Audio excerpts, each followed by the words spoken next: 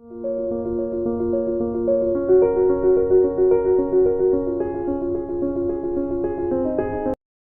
students, welcome to TR World Electricity Part 4. I hope you have watched all the previous videos of electricity. आज हम लोग resistors in series and parallel पढ़ेंगे। आइए देखते हैं resistors in parallel.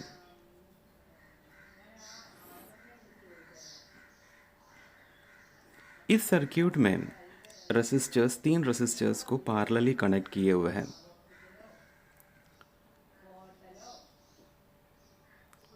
इसके साथ एक बैटरी 12 वोल्ट का कनेक्ट किए हैं और एक रियोस्टेट।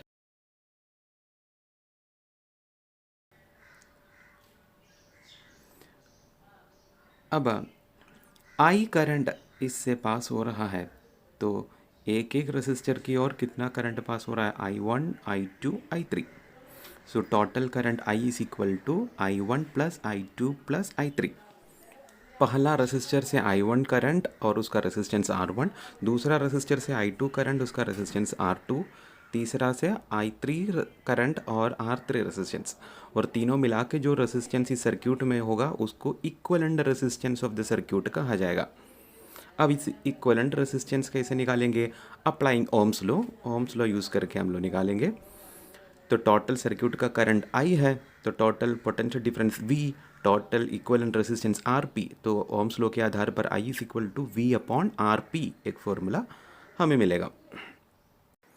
इस तरह अलग अलग रेसिस्टरों का करंट कैसे निकालेंगे? पहला रेसिस्टर से कितना current I equal to V upon R1, दूसरा रेसिस्टर से current I two equal to V upon R2, तीसरा I3 equal to V upon R3। तो पहला रेसिस्टर से I1, दूसरा रेसिस्टर से I2, तीसरा रेसिस्टर से I3 करंट पास हो रहा है, तो total current I equal to I1 plus I2 plus I3।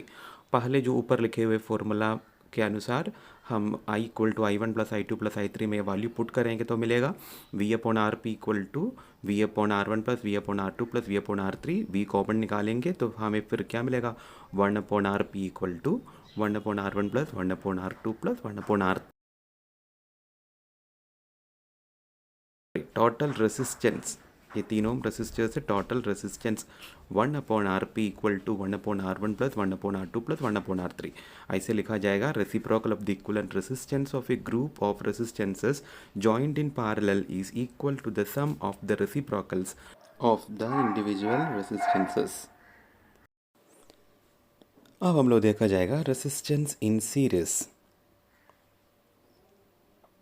Resistors को सीरीज में कनेक्ट करने के लिए एक रेसिस्टर को दूसरे रेसिस्टर से एंड टू एंड कनेक्ट करेंगे। ऐसे कनेक्ट करेंगे तो सर्किट का टोटल इक्विवेलेंट रेसिस्टेंस कितना होगा?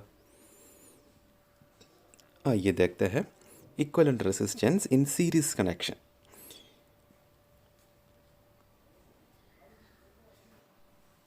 इस सर्किट डायग्राम में टोटल पोटेंशियल डिफरेंस V है सर्किट का। Individual resistances R1, R2, R3 और individual potential differences V1, V2, V3। R1 resistor का V1, R2 का V2, R3 का V3। तो total potential difference across a combination of resistors in series is equal to the sum of potential difference across the individual resistors. मतलब अलग अलग individual रेसिस्टरों का potential differences का sum total potential difference of the circuit होगा। तो total potential difference of the circuit अगर V है, इंडिविजुअल रेसिस्टरों का potential difference V1, V2, V3 है, तो V equal to V1 plus V2 plus V3 एक इक्वेशन है, इसको इक्वेशन नंबर 1 बुलाया जाएगा। अब हम लोग इस सर्किट का टोटल इक्विवेलेंट रेसिस्टेंस निकालेंगे। उसके लिए टोटल करंट I पास होता है इसमें से और पोटेंशियल डिफरेंस V है और individual resistors R1, R2, R3 है। इसके अनुसार फॉर्मूला में हम ओम्स लॉ अप्लाई करके इक्विवेलेंट रेसिस्टेंस निकालेंगे। ओम्स लॉ के आधार पर V इक्वल टू IR।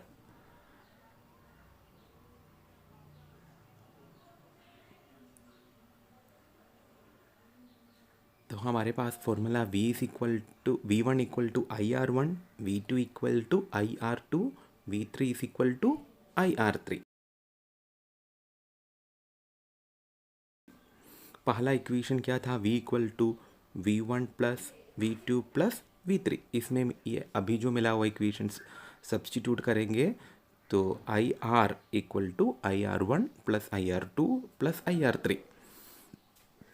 इसमें से आई कॉमन निकाल के काट देंगे तो फिर मिलेगा RS means equivalent resistance in series connection equal to R1 plus R2 plus R3, ऐसा मिलेगा।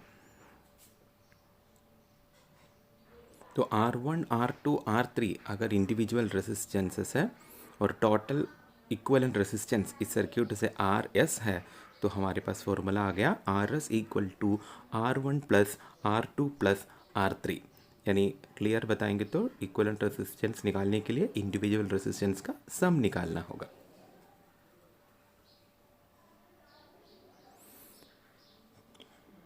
अब एक एग्जाम्पल देखा जाएगा। इस एग्जाम्पल में ये जो रेजिस्टेंस है 15 ओम, 10 ओम का अनदर एक रेजिस्टेंस है, रेजिस्टर का 10 ओम, और 6 वोल्ट बैटरी से कनेक्टेड है और एक मीटर कनेक्ट किया है इसमें।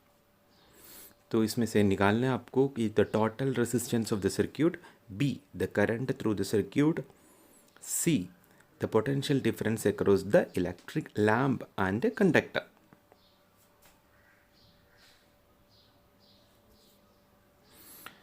Resistance of electric lamp R1, उसको R1 बुलाते हैं, वो क्वेश्चन में दिया है 15 ओम, और एक और रेजिस्टर कनेक्ट किया है, उसका resistance of the conductor R2 equal to 10 ओम।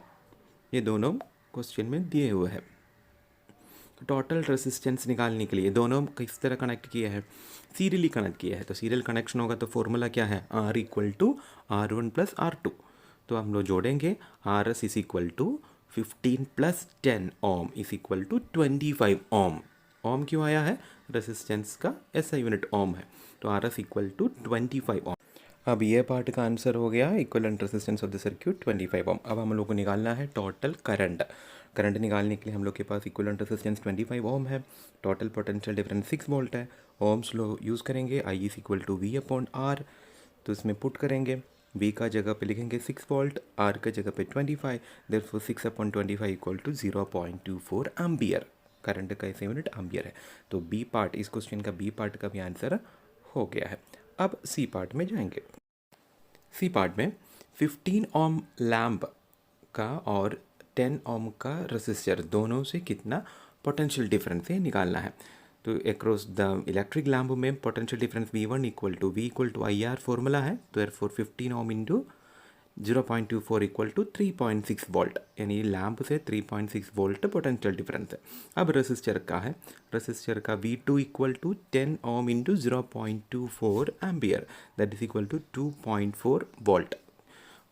तो रेजिस्टर से 2.4 वोल्ट पोटेंशियल डिफरेंस है।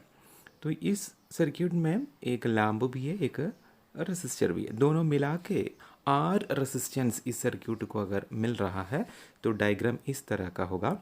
तो रेजिस्टेंस इक्विवेलेंट रेजिस्टेंस R, इसके अक्रॉस पोटेंशियल डिफरेंस 6 वोल्ट और करंट I हम लोग अभी निकाल के रखे हैं 0.24 एम्पियर है। तो हमारे पास potential difference 6 volt, current 0.24 ampere दोनों मालूम है। तो रेजिस्टेंस, इक्विवेलेंट रेजिस्टेंस कैसे निकालेंगे, R is equal to V upon I formula से 6 volt divided by 0.24 ampere equal to 25 ohm. तो इस तरह इस सर्किट का टोटल इक्विवेलेंट रेजिस्टेंस 25 ओम मिल रहा है। ये साफ समझ में आ रहा है कि दोनों का सम है, equal the sum of the resistances. पहला वाला लैम्प का 15 ओम था, दूसरे वाला रेजिस्टर का 10 ओम था, दोनों जोड़ने पर 25 आ रहा है। तो फॉर्मूला के अनुसार हम लोग वह निकाल दिए हैं। अब ऐसा है कि ये हीटर और एक लैम्प ऐसे कनेक्ट करते हैं, जैसे सर्किट में आप देख रहे हैं। तो इस दोनों का रेजिस्टेंस अलग अलग है, हीटर की ज़्यादा रेजिस्टेंस है करंट इलेक्ट्रिक लैम्प से कंपेयर करेंगे। तो अभी आप देख लिए है कि रेजिस्टेंस अलग अलग होगा तो करंट भी अलग अलग होगा। तो एक ही सर्किट में अलग अलग करंट पास नहीं होने पर दिक्कत हो जाएगा, ये सीरियल कनेक्शन का एक प्रॉब्लम है। एक दूसरा प्रॉब्लम है कि सर्किट में एक कहीं ब्रोकन हो जाएगा, सर्किट का कोई रेजिस्टर में ब्रोकन होने से पूरे रेजिस्टर्स यानी पूरे गैजेट्स कितने हैं, फैंस, लाइट्स, सब कुछ मतलब बंद हो जाएगा।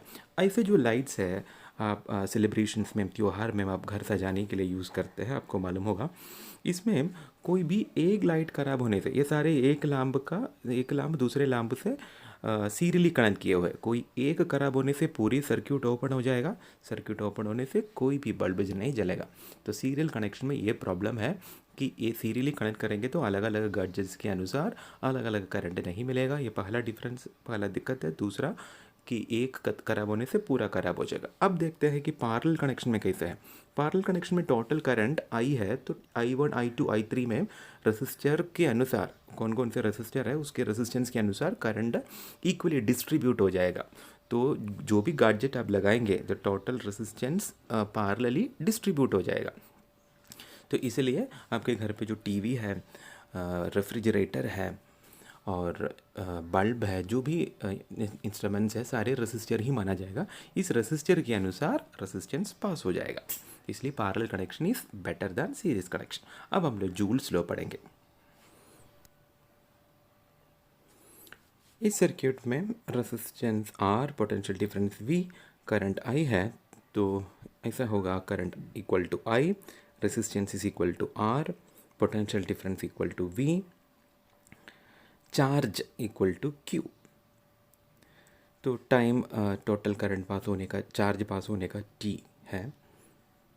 तो work done is equal to V into Q। Source of energy equal to V into Q। अब हम लोग पावर निकालने का फॉर्मूला हम लोग 9 क्लास में पढ़ लिए हैं। Power P is equal to W by T है। Power is equal to rate of doing work, therefore W by T लिखेंगे। W का जगह पे VQ लगाएंगे तो VQ अपॉन T। तो Q by T is current I, therefore power P is equal to VI, एक formula हमें मिलेगा। और हम लोग ये भी पढ़े हैं कि power equal to, sorry, energy equal to power into time, therefore P into T। P का जगह पे VI लगाएंगे, VI इंटू T। तो इलेक्ट्रिक करंट पास होने से जो एनर्जी प्रोड्यूस होता है वो एनर्जी का फॉर्मूला हमें मिला VIT। तो ये एनर्जी किस तरह प्रोड्यूस होता है? हीट के रूप में प्रोड्यूस होता है। Therefore a steady current I, the amount of heat H produced in time T equal to T समय में हीट I करंट पास होने से एक कंडक्टर में H हीट प्रोड्यूस होता है, तो H is equal to VIT। According to Ohm's law हम लोग V equal to IR, V equal to IR उधर V का जगह पे पुट करेंगे तो कैसे मिलेगा? H is equal to I square RT। ये फॉर्मूला जेम्स प्रेस्कॉट जूल ने बनाया, जिसके वजह से इस फॉर्मूला को जूल्स लॉ कहते हैं। अब हम लोग एप्लीकेशन ऑफ जूल्स लॉ देखते हैं। जूल्स लॉ का एप्लीकेशन, पहला एप्लीकेशन है, जिस जगह पे हमें करंट पास करके हीट चाहिए वहाँ पे heat is directly proportional I square है। According to Joule's law heat is directly proportional R है। Heat is directly proportional to time T है। सो रेसिस्टेंस, टाइम और करंट का स्क्वायर को हीट डायरेक्टली प्रोपोर्शनल है। इसका एप्लीकेशन है electric bulb में। Electric bulb Joule's law of heating के आधार पर काम करता है। जैसे बहुत सारे इलेक्ट्रिक गैजेट है आपके घर पे, इलेक्ट्रिसिटी पास होने के अनुसार वो हीट प्रोड्यूस करता है।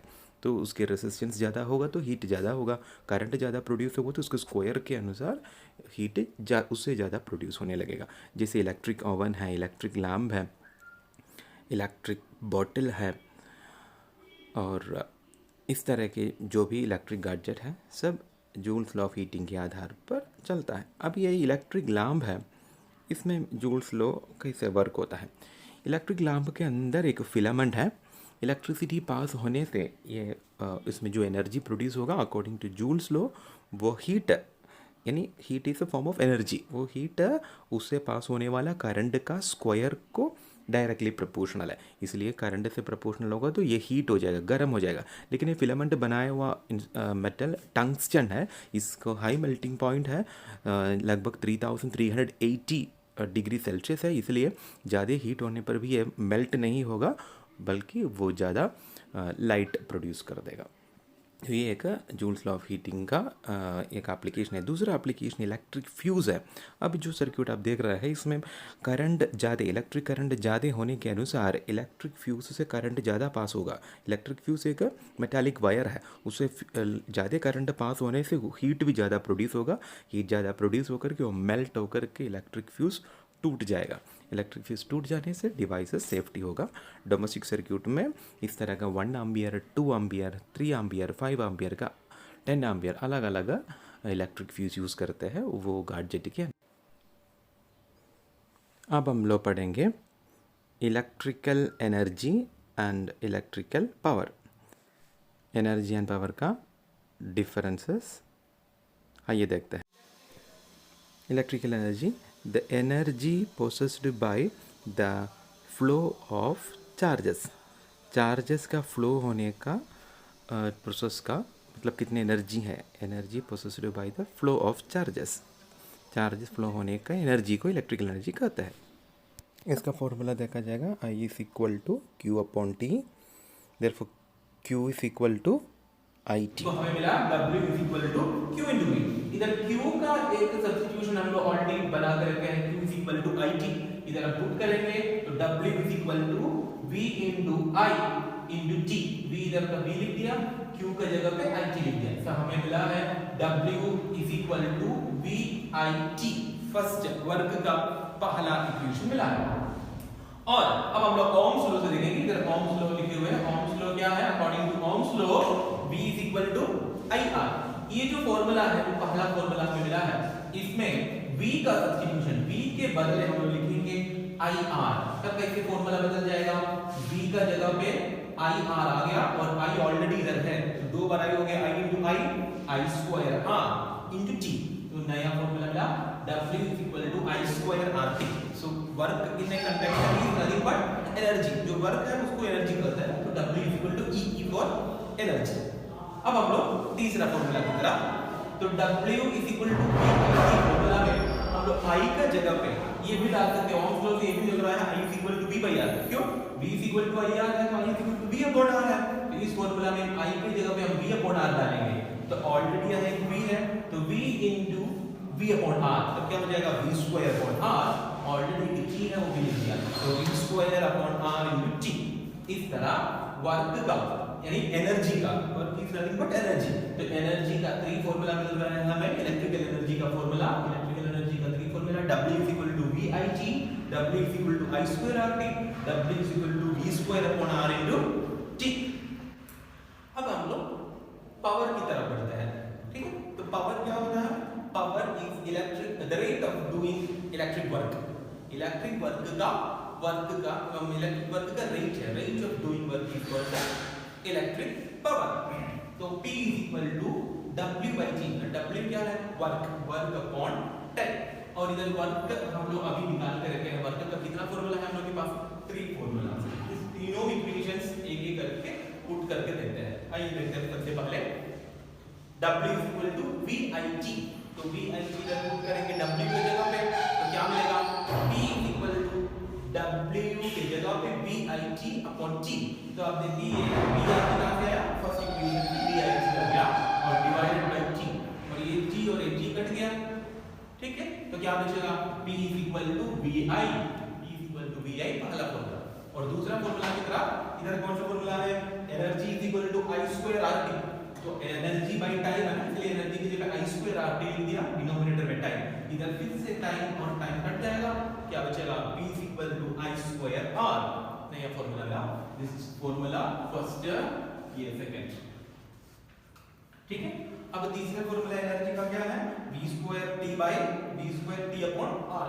तो इधर V square T upon R already है और डिनोमिनेटर में टाइम है। वर्क की जगह पे V square T upon R आ गया, डिनोमिनेटर में टाइम और क्या बचेगा? इधर T कट जाएगा तो फिर क्या बचेगा? Power P is equal to V square upon R is the third equation of equation of electric work. इस तरह एनर्जी का 3 इक्वेशन, इलेक्ट्रिक पावर का 3 equation. This is very important. इस चैप्टर के मेन इक्वेशंस में ये 3 और ये 3 आएगा। That's all.